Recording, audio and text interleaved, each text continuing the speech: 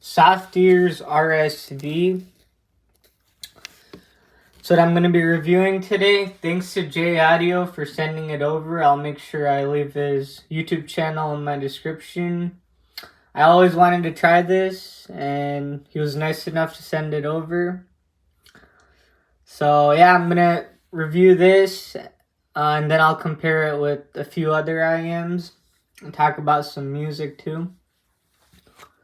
So starting off, I'm just going to talk about the fit and the build, not the cable, because this is a random cable I put on it. But yeah, build-wise, it's pretty good. It looks like, I'm not sure if this is 2 pieces or 1 pieces, but it looks like 2 pieces here. So I don't think it's 3D printed. I might be wrong. And then the fit, it's okay. It's pretty large. Let's see. For example, compared to the variations, it's obviously a little larger. So yeah, I would say the fit is fine. I didn't really get fatigued, but I think they could have made it a little smaller. Because this is only using like not too many balanced armatures, so I think they could have made the fit a little better. But yeah, not too bad. So yeah, let's talk about the sound quality. So starting with the bass. The bass, it has some mid bass and some sub bass. I do wish the way the mid bass tapered off was a little more downsloping instead of going like that. So yeah, sometimes like when I was listening to Schoolboy Q, Man of the Year, the bass came off as a little bit like woolly. So it does have some BA bass. It's not the best in terms of texture and that bouncy feeling and that decay. It definitely sounds like a balanced armature unit. But overall, the bass isn't too bad. It has good definition. It's tight. Not the tightest BA bass I've heard. There are a few that I've heard that are a little better. So overall, the bass is fine. I just wish it was textured a little better. Better decay. And it was less woolly sounding, if you know what I mean. Like, it could have been even a little more tighter. But yeah, other than that, the bass is fine. Doesn't do anything that's completely out of the ordinary. Sounds like pretty typical BA set in the bass. And now let's talk about the upper mid-range. So the upper mid-range on this IEM is very, very forward. So sometimes, I usually don't think IEMs are shouty, but sometimes this actually felt a little shouty to me. A little bit. It could be because there's some mid bass, so like the male voices are already pretty forward, and then when you boost the 3K region too much, it makes the entire presentation sound forward. So if you do boost the 3K region too much, actually, in terms of like perception and instrument placement, because it's so forward and the instruments are very forward, in terms of perception, it could be a little less detailed. Instead of more laid back, more easier to pinpoint instruments. Instead, all the instruments, they get like a little too close to each other. So I think they could have made the 3K region like maybe a few decibels lower. And then, yeah, so like if they cut the mid bass by a little bit and then the upper mids by a few decibels, I think it would be more calmer for sure. No doubt about that. But yeah, so like when you do listen to like voices, like Adele, Taylor Swift, The Weeknd, Bruno Mars, any voice you can name, basically it's gonna be very forward, and sometimes it could be a little shouty. So instead, I do like a little more like laid back 3K region because it sounds like the singer is projecting better. Where if the 3K region is too boosted, it just sounds like they're a little like shouting. They're shouting into you, like shouting into the microphone instead of being a little bit more distant and laid back. So that's how it affects voices and instruments. They're really forward sounding. And then the treble, I would say the treble is really good. It's pretty smooth, laid back treble, inoffensive. And for me, I like a little bit of extra sparkle in the treble while still remaining neutral. We'll get into that when I talk about comparisons more. So yeah, I would say the main focus of this IEM is definitely that forward mid-range for voices and vocals. It sounds good. And then the treble is very, very smooth and well extended. I never hear it being like harsh, sibilant, or peaky. And that could be a good thing sometimes, but if you want that crunch and bite, that extra edge when you're listening to certain singers who have a sharper voice, and then when you have what do you call it? Those very bright instruments playing, like that require a little bit of a crunch and bite. Well, this IEM not going to give you like a crunch or a bite. Instead, it's going to be just pretty smooth and neutral for the most part in the treble. So it doesn't really boost upper harmonics. It's like pretty flat in the treble. So I guess if you get fatigued easily or you don't like that edge in the treble or that extra bit of zing and emphasis, then this is a pretty decent set. And then I'm just going to talk about the soundstage, imaging, and technical performance, and then we'll compare it with some other IEMs. So starting with the soundstage. So basically, I'm not getting a really open sound. It's not the most open sounding IEM I've heard because, again, that 3K region or that gain region, it's very, very boosted. So that lends itself to a little bit more intimate, closed-in presentation.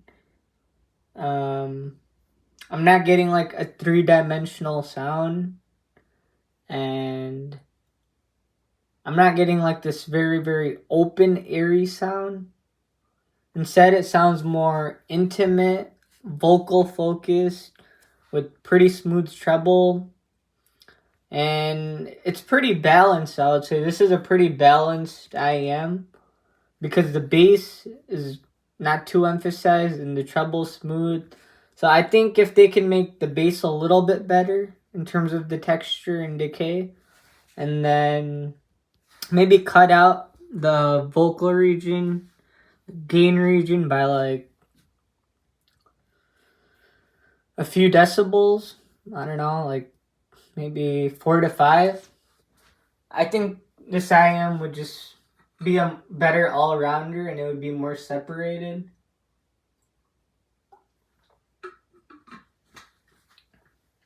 So yeah, that's what I think about the soundstage.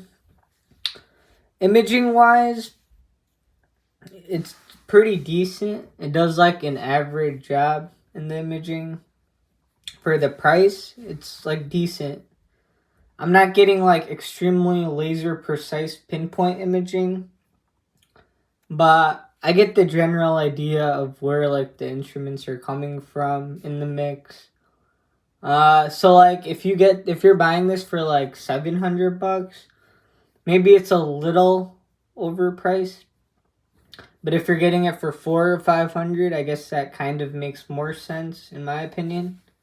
So yeah, the imaging and the soundstage are not class leading for its price or something that shocked me a lot. So they're just okay, slightly on the average side in terms of the soundstage and imaging. Because when you have a more closed-in soundstage, the details are gonna suffer, and the imaging is gonna suffer a little because it's very forward. And I guess another thing I noticed is when you have too much of a gain region, your focus goes more into that region. And you can't focus as much on the treble or the bass because I guess that's how our ears perceive the balance between each of the frequencies. So when you boost a certain region, it will cause like masking in terms of how our ears hear it. But other than that, pretty good. And then the details are pretty good too. So like for the overall details, I'll give it like an A minus. So like comparison, I'd say the variations does out resolve it by a little bit. So I get a more open sound on the variations. The imaging is just as good, if not better. And then let me grab my Oracle.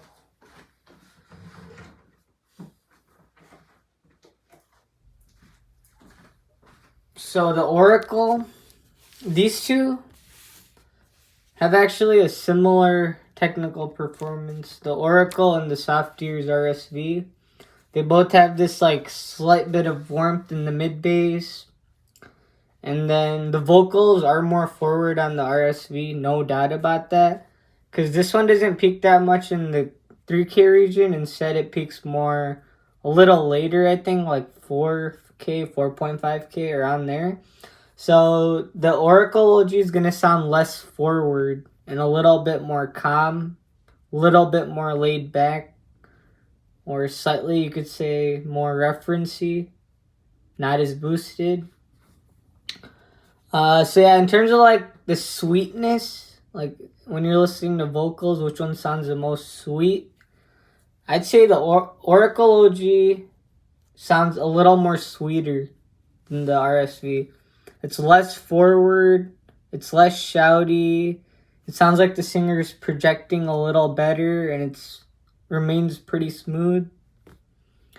And then the variation has the biggest bass out of all of these. It has this tactile, bouncy subwoofer-like feeling. And then the lower mids are kind of recessed. And then the upper mid-range is pretty forward. So I don't perceive the variations as like the most coherent, because male voices sometimes sound thin and recessed, where that's not going to ever happen on the RSV or the Oracle OG. And then, so yeah, like, I would say the most fun sounding one might be the variation because of that bass. But these two are pretty mature and like slightly bit warm sounding. None of these are harsh. So if you like a smoother treble, all of these have a pretty smooth treble. And then compared to the Supernova, for me the Supernova just has a better bass sound than the RSV. It's just textured a little better. It's tighter a little bit. It doesn't sound as woolly. Sometimes the RSV could get a little like woolly, or it's like it doesn't sound as like free flowing, if you know what I mean. Like it could be like one note at times. But I would say both of these definitely have BA bass, no doubt. But I think the 7th Acoustics does it a little better. And then treble performance wise, all of these have a smooth treble. None of them are harsh or fatiguing. They measure pretty flat, all of them. But if you want a little bit of more sparkle and air, then I think the Supernova is better. And it's still smooth at the same time. So with the Supernova, I'm getting a little bit more sparkle, a little bit more, like, a little bit more clarity with the instruments because it's has a little bit of an edge to it. I wouldn't call it like having a big crunch or a bite in the treble. Overall, it's still very smooth. But it's just like a hair more emphasized than these three. So for my preferences, I like the Supernova a lot. And after hearing to a lot of these S tonality IEMs, according to some, I still think the Supernova has the best tonality, or the best tonality I've heard. Whatever I said in my review still stands, because this one, it lacks a bit of heft when I'm listening to voices, and sometimes it could come off as shouty maybe, or not as balanced. And then RSV, really, really good, but that gain region is a little too much. And then the Oracle, the mid-range is really good, but sometimes that treble for me on all three of these lacks a little bit of an edge. Like just slightly, just a hair less than the Supernova. So for vocals and like the tonal balance, I think the Supernova is the best. No doubt about that. Because any voice is never shouty.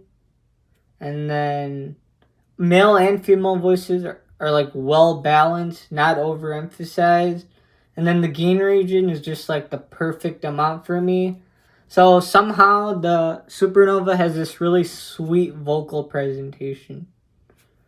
Very, very sweet. Because it just sounds like the singer's projecting, and that treble extends very nicely.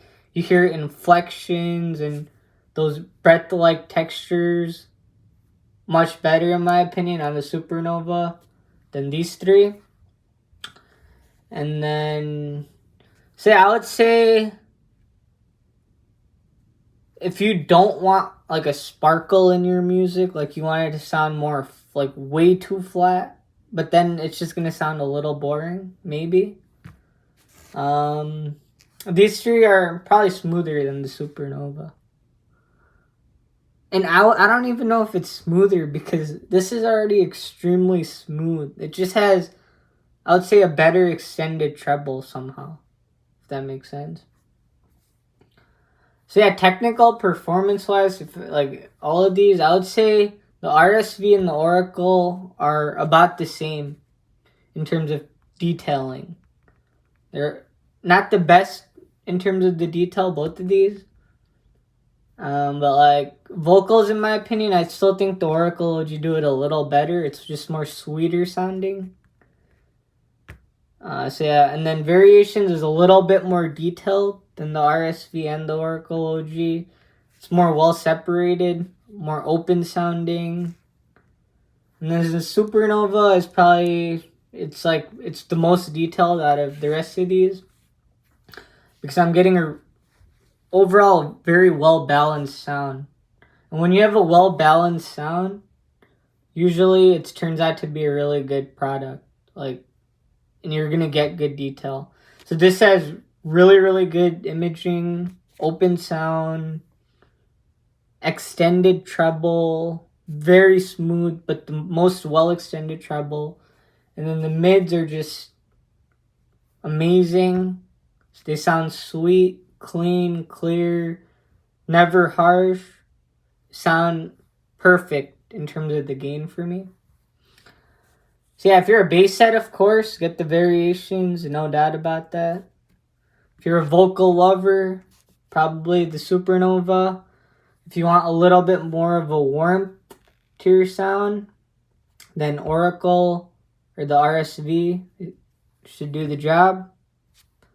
So yeah, hopefully you guys enjoyed this video. Thanks to J Audio again. I'll make sure I leave his YouTube channel in my description. So yeah, thanks for providing the RSV. And I'll catch you guys in the next one. Hopefully you enjoyed this video. Take care.